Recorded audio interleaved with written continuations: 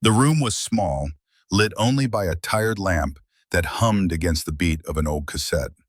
Somewhere in that haze of smoke and bass, a woman's voice drifted out, soft, steady, almost too calm for the rough edges of the 80s.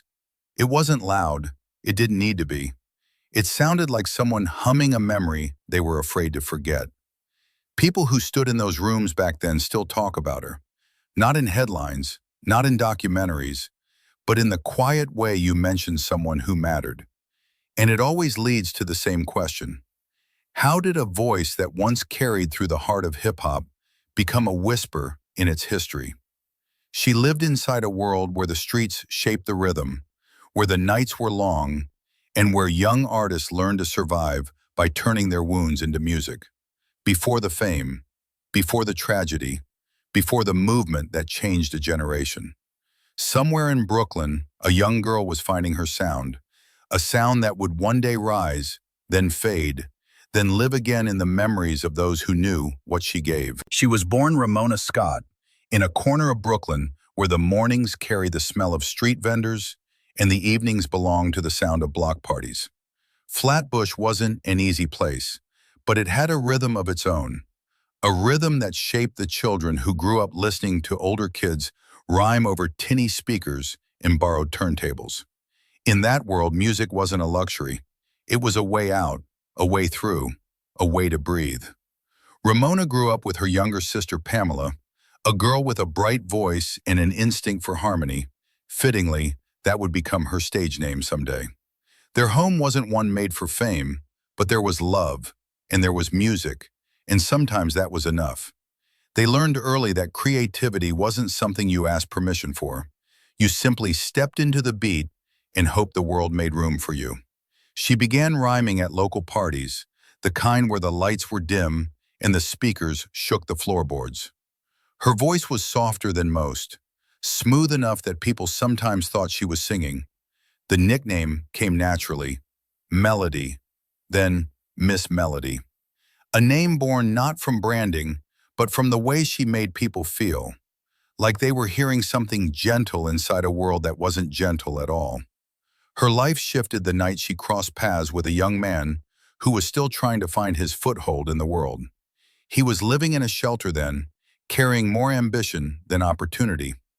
His social worker, DJ Scott LaRock, brought him to the clubs on weekends, letting him rap while Scott controlled the music. Those nights created a spark, one that would eventually pull Ramona and the young rapper into the same orbit. Their meeting wasn't dramatic. No spotlight, no grand introduction. Just two artists standing in the same room, hearing something in each other that felt familiar. Over time, their connection deepened, not just through music, but through the quiet understanding of what it meant to grow up with dreams bigger than your circumstances. Her family opened their door to him when he needed it most, giving him shelter not just in a physical sense, but in a human one. And as the Bronx scene pulsed with new ideas, battles, and raw talent, she found herself woven into the beginnings of a movement that would later be known as Boogie Down Productions. The crew was young, hungry, unpolished, but their energy shifted the ground beneath early hip-hop. She wasn't just standing beside them, she was part of the pulse, part of the sound, part of the story that was just beginning to take shape. By the late 80s, the streets were echoing with a new kind of urgency. Hip-hop was shifting from neighborhood battles to national headlines, and the young crew she had grown alongside, Boogie Down Productions, was standing at the center of it. Their songs carried the weight of real stories, the Bronx, the struggle, the pride, and the fire that came with proving their place in a world that didn't make room easily. Hits like South Bronx, The Bridge Is Over, and the raw spirit of the Criminal-Minded album were reshaping the sound of the time. What began as a small circle of dreamers had become a force, and she was there, not as an accessory, but as a voice with presence and intention. Her style was bold. Her lyrics carried the confidence of someone who knew exactly who she was, and her fashion, always sharp, always expressive, became part of her identity. Jive Records saw the potential in her.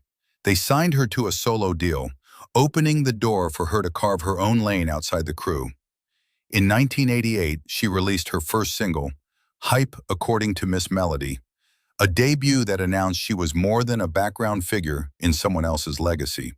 She was an artist with something to say, shaped by her own rhythm, not anyone else's. Her presence extended beyond music studios. She appeared at the end of the comedy film, I'm Gonna Get You Sucka, performing Jack of Spade, with a confidence that made her unforgettable. The beat was tight, the attitude sharper, and her delivery carried the charm that fans remembered long after the credits rolled.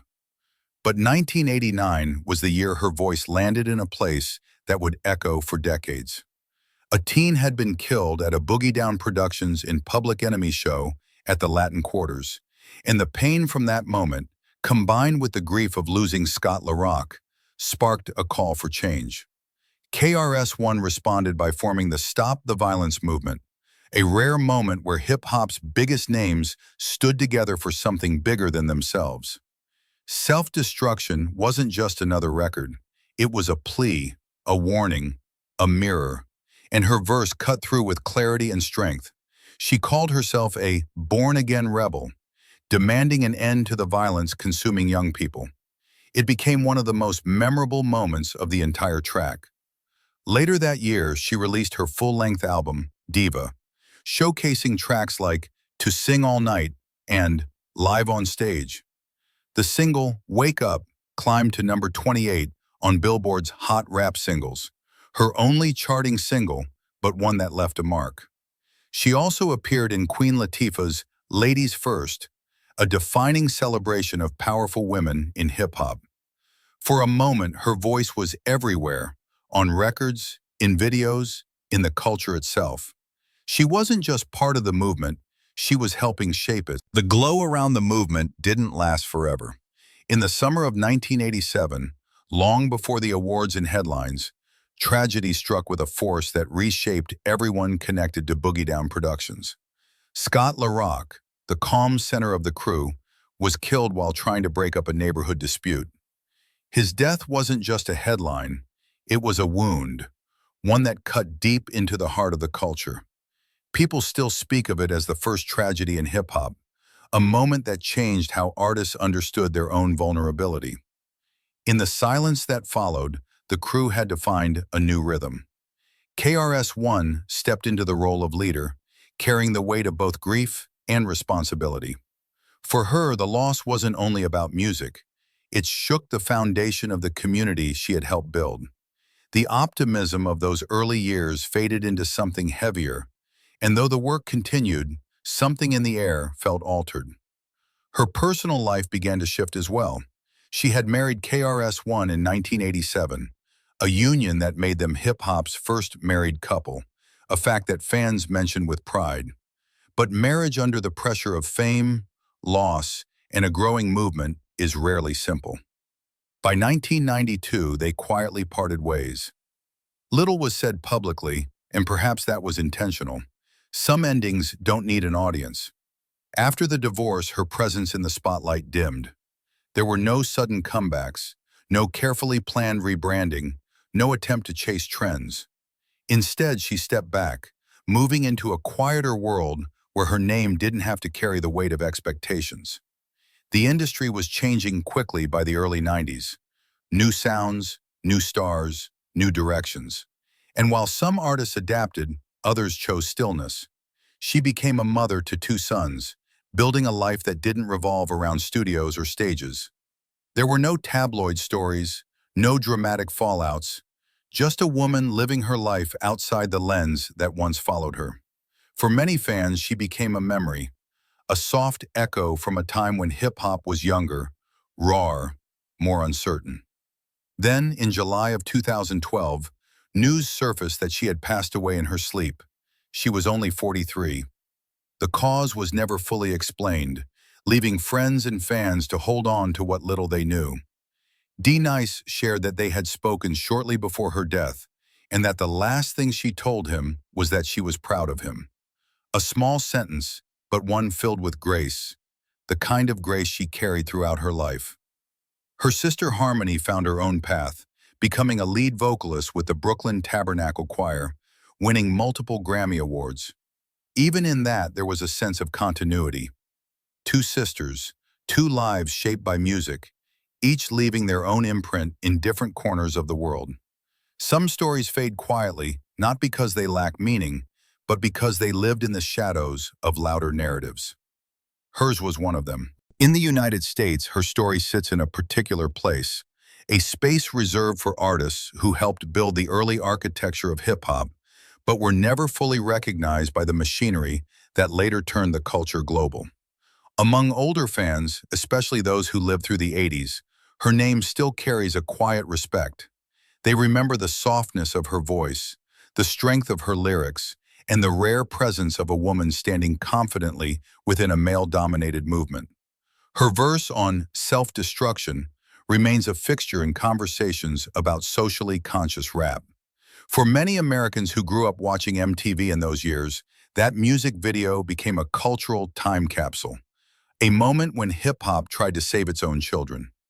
MTV aired it constantly, supporting the movement, while BET refused due to its length.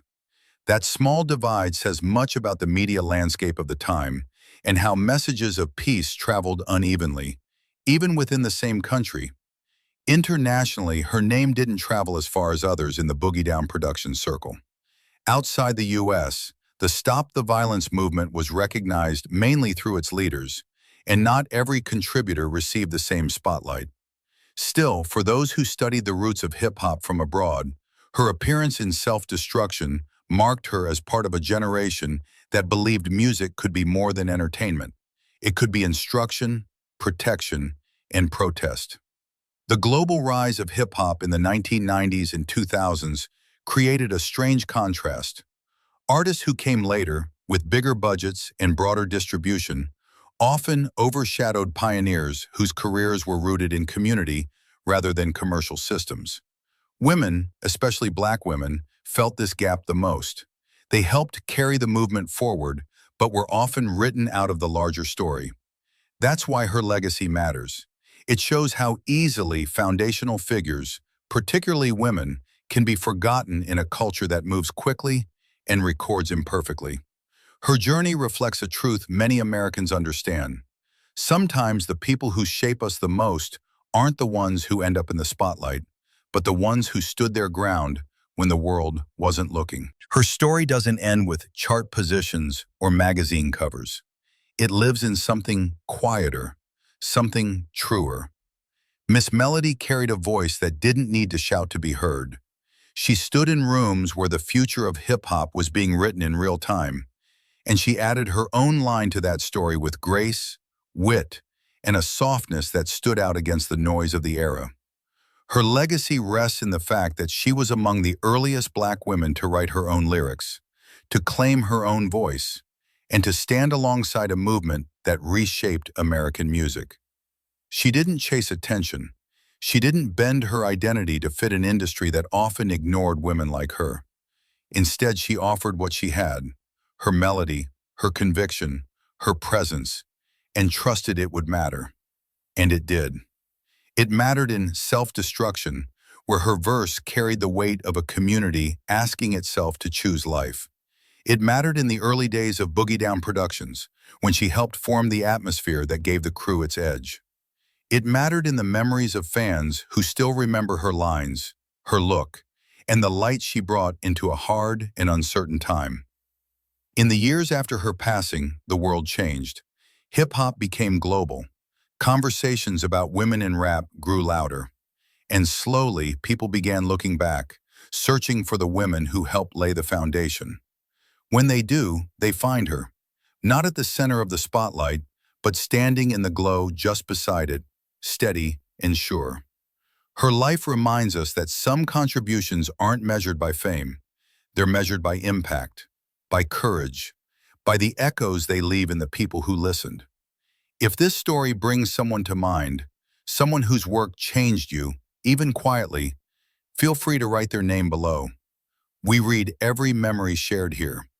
And if you'd like to hear more stories about the pioneers who built the culture from the ground up, stories that deserve to be remembered, you're welcome to stay with us